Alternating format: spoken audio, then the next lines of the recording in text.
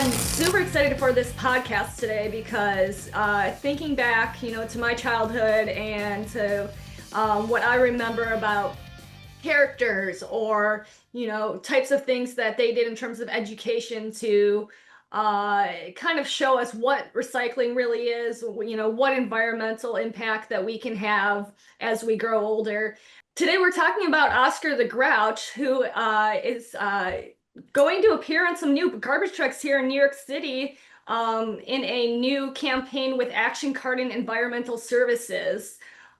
We have Josh here today to talk about that. You're listening here live and recording to the Waste World podcast. I'm your host, Stephanie Valentic, and Gage Edwards is here to join me today. Hello. And we were just talking right before this about our favorite characters growing up, our favorite songs. I mentioned Nickelodeon and the Recycle song on Rocco's Modern Life and how it just certain characters resonate today, even though they were created decades or years ago. And Josh, it's great to have you here. Thank you very much, Stephanie. It's a pleasure to be here. So before we get into this fun talk about cartoons and characters and education, can you tell me a little about who you are and what you do for everybody here in the audience? Yeah, so my name is Josh Haraf. I'm the Market Vice President for New York City for Action Carting and Interstate Waste Services. Just been in the business my whole life, and spent the last 3 years here in New York City and on the precipice of the commercial waste zones. We're excited about the partnership that we have with Sesame Workshop and what we're able to do with Oscar the Grouch. Josh, it looks like you're caught in some traffic there. This is the video podcast joke for everyone who's watching on YouTube, but look out, there's a truck behind you. Yeah, it's unimaginable what our drivers have to go through every night in the streets in New York City. So this is actually a calm picture compared to what some nights actually look like for us out there. Oh boy. Well, what does a typical night look like for our New York City truck driver? Yeah, so it's the opposite of most others in the industry. Most other folks start early mornings, in that 3, 4, 5 a.m. hour. Our guys are getting to the shop at 8, 9, 10 p.m. Traffic is a real problem in New York City. So we have to operate overnight. So you get all of the, fun of overnight because you have those folks that are out enjoying themselves in the overnight hours. And, that's something that we have to contend with. But yeah, it's a big change compared to how the rest of the industry operates. Most of the industry has transitioned to automated trucks, whether it be front load, ASL on the residential side. Although we have a push towards containerization, there's still a lot of garbage just on the sidewalk, and we have to find a way to get it to the truck. So it's 2- and 3-man teams. A lot of heavy lifting, but our guys make it look easy. I mean, I am always amazed at, just watching even, whether we're on the road, observing things that are going on or just seeing it in the news or on video. It's absolutely incredible the amount of work and the amount of, just the whole workload and the things that you find on this, not even during the at night, during the day, everything that sanitation workers have to deal with. We're usually here, in our offices just reporting on it, but it very much is, humbling to think about, people who are dealing with things that others don't want to. Yeah, 100%. It's, our job is to make sure that no one thinks about the waste and the recycling there. If everything goes smoothly, they close up shop at the end of the night and they leave it out in front of their storefront. They show up to work the next day and it's disappeared almost like magic. And that's our intent.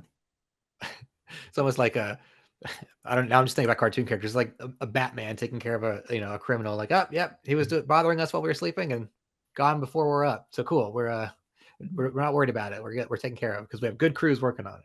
Yes, yep. and awesome fleet technology and advances in fleet technology, including what we're here to talk about today. New York City is launching an all-electric vehicle, a Mack LR electric truck that features Oscar the Grouch in partnership with the Sesame Workshop. It's the nonprofit organization behind Sesame Street. So under NYC's commercial waste zone program, Action was chosen to be part of this and to have this special truck roll out. And once it's fully implemented, it's expected to reduce traffic and citywide emissions from waste collection by 50%. Can you just tell us a little bit about this whole program, how it started, and where's it going? Yeah, so the program has been, I think, in the conversation for 10 years. It was finally signed into law, Local Law 199 in 2019. The bid process kicked off, in 19, was kind of sidetracked due to COVID, picked back up in 21 and 22. And the first zone in Queens Central was launched last fall. We just got announced a few months ago that the next zones will go live in the Bronx East and Bronx West, start October 1st. And we're excited to be a part of it. We're, as a containerized awardee, we're a part of the Queens Central launch, kind of the pilot zone, so to speak. But, we're excited to be really in the thick of it in the Bronx. But, back to Oscar, it's a fantastic opportunity for us to change the conversation and make it more front of mind in terms of waste and recycling. Like we were talking about, people don't want to think about it. But when we have the awareness of, such an iconic figure such as Oscar, and just how our children kind of craft what we think about, it's a fantastic partnership that we have to really get people talking about, waste minimization and increases in recycling, and to have that on an all electric truck where there's no diesel fuel, no oil, less noise pollution. It's just a fantastic kind of culmination of everything that's come up. And commercial waste zones is really the driving force behind it.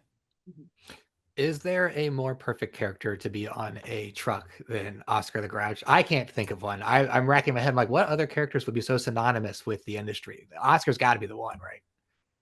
Yeah, and it's funny, we sat and we were brainstorming. It's probably a year and a half, 2 years ago now, and the topic of Oscar came up, and we kind of laughed at it, thinking, "Oh, that would be impossible." And then we said, "Well, why not?" To your point, Gage, there's no one more synonymous with trash than Oscar the Grouch, and thankfully, through a lot of hard work from a lot of folks, we were able to make this partnership come to life, and we're excited to get the truck on the road starting next week. The thing I love about Oscar the Grouch always is that, his slogan, "I love trash." And a lot of people, you see trash, you open up a garbage can and you get that face, you get that visceral reaction of what it smells like. But Oscar makes it so relatable and makes you, for me, you look at him and you go, okay, maybe, I didn't think about it back then, but maybe now I'm thinking, wow, as a kid, like you said, what makes it more really, what makes us, who could better be chosen to make trash, make waste and recycling more relatable. And then you're adding in that sustainability focus with the electric truck. It's just absolutely perfect to kind of turn the wheels and kind of pick, and kind of see where it's going in the future versus, how recycling was or how waste management was viewed back when Oscar was created. Yeah, absolutely. And I think it starts the conversation, which is what we're looking for. It's something different. When you see a truck driving down the street, typically they blend, but to see this truck with a giant Oscar the Grouch on the side, it's going to catch people's eyes, and it's going to make people want to investigate. And that's where we get the draw in, where we can increase recycling and education and talk to things about sustainability. And then to have it on an electric truck, to your point, Stephanie, I think it's a great way to let others know what the industry is doing and how we're advancing technology. And it's not just that Oscar is synonymous with waste, but it's like Sesame Street is synonymous with education. So, learning letters, numbers, spelling, all that stuff. And so how does this program bring in that education forefront through, these characters, or like what's the education outreach look like?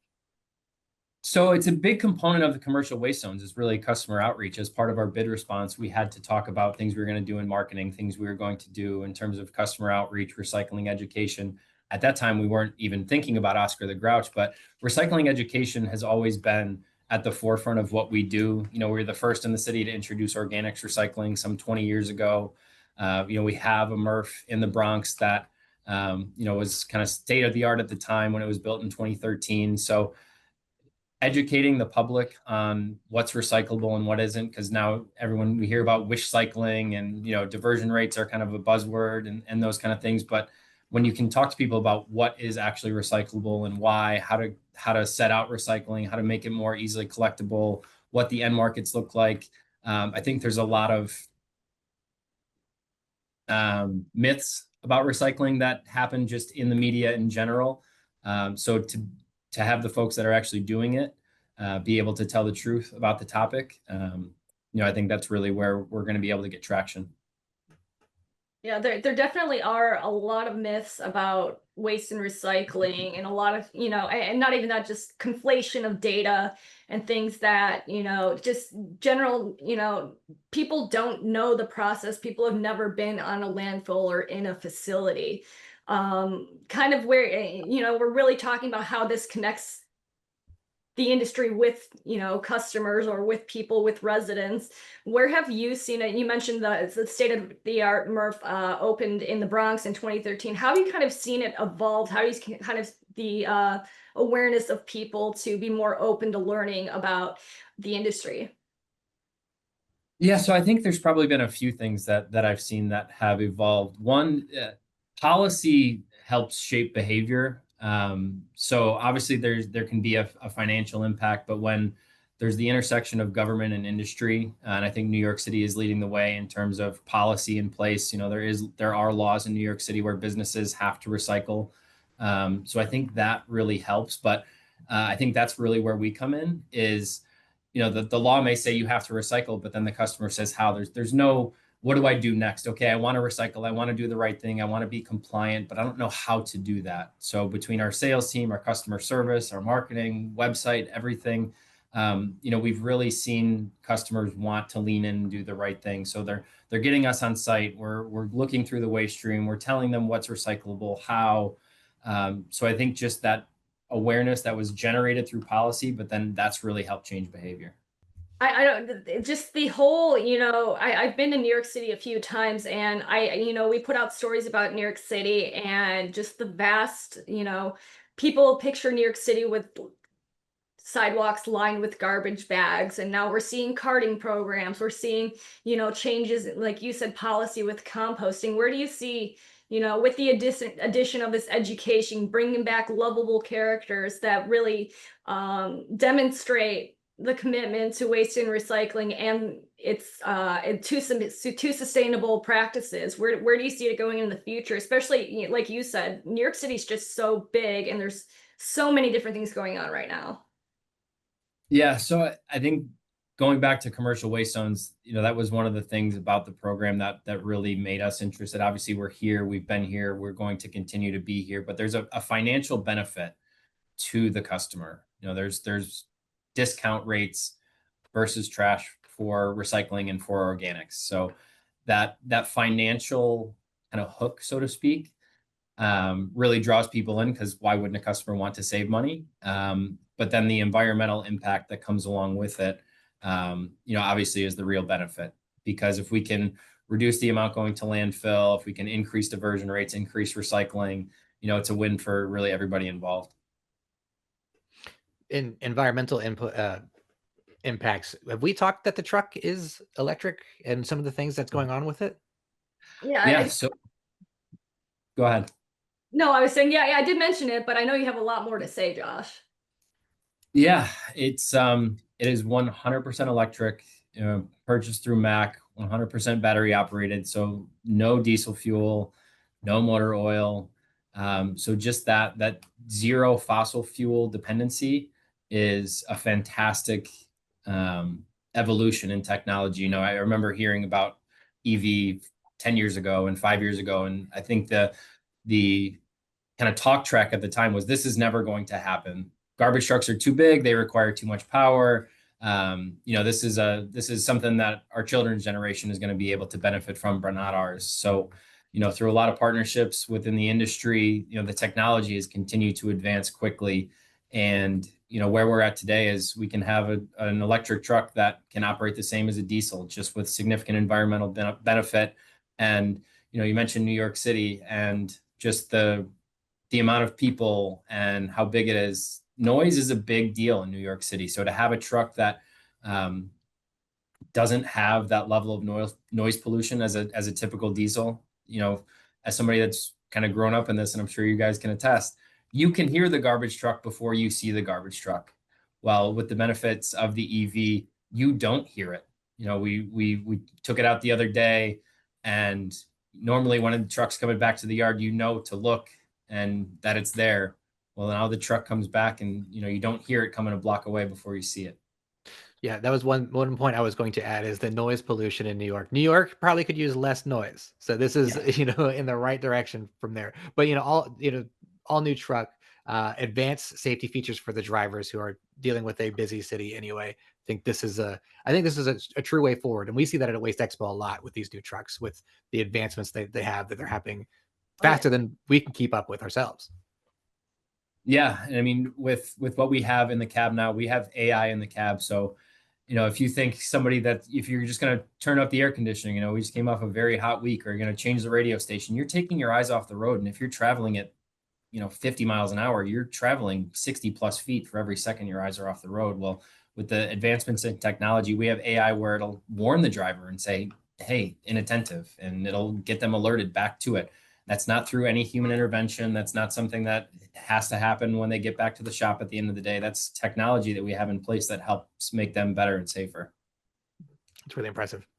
Yeah, and AI is just, that's such a buzzword right now, but it's so true. AI is going to be so beneficial, to rolling out these types of new vehicles and the safety features and being able to serve customers and to clean up our streets. So it's absolutely incredible to see what's coming out. Gage, you mentioned Waste Expo. I had the opportunity a couple of years to sit in one of these trucks, and as you mentioned, Josh, they're just so quiet. You wouldn't even know they're coming down the street. So to see, and honestly, this is going to be a great surprise for kids. They're going to see Oscar the Grouch come down the street. They're not even going to hear him, but they know it's garbage day, and they're going to have the biggest smiles on their faces. I almost think maybe we want the kids to see Oscar the Grouch, so maybe the horn can play like a "I love trash" every time it hits, like the ice cream truck. They're like, "Oh, we want to see Oscar. Here he is. Come on out, kids." Yeah. Yeah, no, we would love to be able to do something like that. Obviously, with safety at the paramount of everything we do. But it is going to be a great piece for us to use in a lot of community engagement. Because like we were talking about earlier, like what our children talk about is what ends up crafting our behavior. So if we can get kids talking about the message that we're trying to send home, inevitably, the adults in the room will follow. Mm-hmm. Yeah. Are there any, I don't remember if I've read or not, how many EV vehicles are being deployed by the New York City so far? So this is our first fully electric collection vehicle. We do have a fair amount of our support vehicles, smaller trucks, pickup trucks that are EV. One of the things, back to commercial waste zones, I think part of why we were so successful and why we're the largest awardee is there's an air pollution plan that you had to submit. And one of our commitments was to transition a portion of our fleet to zero emission by 2030. So, we've started, but with that big of a shift, infrastructure and having all those in place is a bit of a task, so to speak. So adding one is easy. But as we scale up to add potentially hundreds of electric trucks, there's a lot of planning that has to come into play. Yeah, and I think that's something to note too, is that, all of these new technologies, AI, electric vehicles, everything's rolling out to the industry. But, people expect change overnight too. These trucks are very advanced. It's new technology. New technology is expensive. Everybody knows this when a new iPhone comes out. That's the one everybody wants, and they're always a little more expensive. But at the end of the day, it's something that is going to improve your routes, improve, your functionality, your operations throughout, for years to come. And it really is going to have that impact that is needed. Yeah, 100%. And you're right. It is much more expensive than a traditional diesel truck. However, when you look at total cost of ownership, because you're not having to put fuel in it every day and you're not having to change the oil every 600 hours, that overall spend over the life of the truck, it's actually fairly comparable. So, once we make the one-time investments in the infrastructure and able to operate, we actually think it may be a cost benefit to us in the long term. Sounds like a lot of benefits to me. Yeah. I'd say let's do it. Let's keep going with that route. Well, I think we're winding down here, so let's see if there's anything else we need to chat about before we leave here. Anything, Josh, we haven't mentioned that you want to go over? I think we've covered it. I mean, the partnership with Sesame and with what we're doing with the awareness with Oscar the Grouch, I think we covered that in terms of what we want to drive. We've talked about the EV. I think we've talked about our stance on commercial waste zones and the benefits that it's going to bring. So I think we covered everything that I was hoping to. Cool. Yeah. All right. So if that's the case, Steph, do you want to give us an outro and kind of plug IWS action carding and then our site and stuff, and then we'll be good? Sure. Cool. All right. Well, Josh, it was great for you to join us today to talk about this new truck that we're very excited to see in action here. Where can people find out more information about the partnership, about action, about IWS? Yeah, so you can go to interstatewaste.com or actioncarting.com. We are launching the truck on July 1st with a ribbon cutting, and there will be much more to see from there.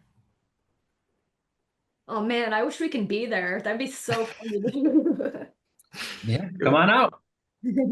Tuesday afternoon, 4 p.m. I mean, we're not that far from New York, so don't tease us with a good time. You can get on the train. That's true. I'm from the Midwest. I'm a road warrior. I'll get in the car and drive 15 hours. But well, thanks again for joining us today, and thank you everybody else for listening. You can learn more about this truck, about waste and recycling, anything you want to learn about environmentalism, sustainability at waste360.com. Check out our social media channels. Waste World is available on your favorite podcast platform and on YouTube. Everybody have a great day, and remember, it's our world. Let's not waste it.